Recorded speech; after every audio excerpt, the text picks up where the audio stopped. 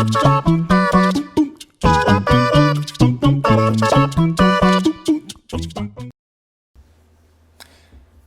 family, how's it going? Much love. Welcome to another episode of Cuba is Shithole.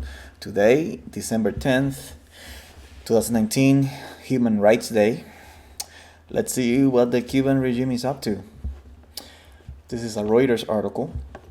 Let's say, dissidents say Cuba put them under house arrest on Human Rights Day. These guys are the biggest trolls, huh? In Havana, opposition activists and independent journalists in communist-run Cuba said state security and police stopped them from leaving their homes on Tuesday to prevent them making or reporting on International Human Rights Day.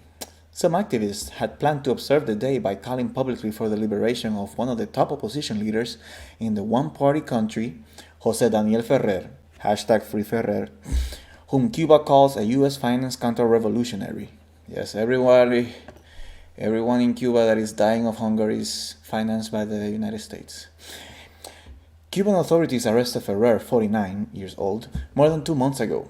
While dissidents complain they are frequently subjected to short-term detentions to intimidate them, his is the first long-term arrest of a high-profile government critic in years. Human rights activist says it reflects a broader increase in repression as the country deals with an awakening of civil awareness thanks to expanded access to the internet and a hike in U.S. sanctions. International rights organizations like Amnesty International, the Trump administration, and the European Parliament have called for Ferrer's release. That's right.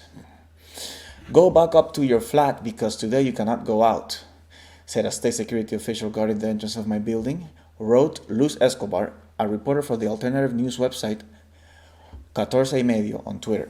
The Cuban government, which says its critics on human rights overlook Cuba's guaranteed healthcare and education, did not reply to a request for comment.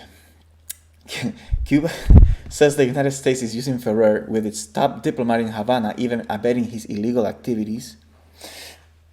Fake news. To undermine the government as part of its broader attempt to overthrow socialism in Latin America.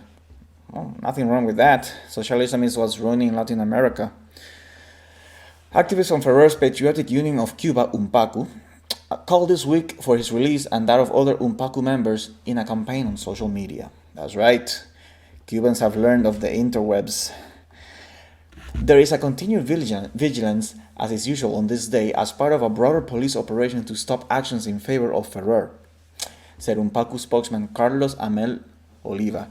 Actually met Ferrer's brother this Sunday in Orlando. These guys are tall. They're tall Cuban country people, man. The Day of Human Rights coincides with the implementation on Tuesday of a new U.S. ban on all U.S. scheduled flights to Cuban destinations except Havana. Cuban Foreign Minister Bruno Rodriguez, what a clown! The speech that he did in the UN. Ridiculous. Check out La Esquina Taína breakdown on YouTube with Esquina with a K. Said on Twitter this would hurt Cuban families living on either side of the Florida Straits and violated their rights.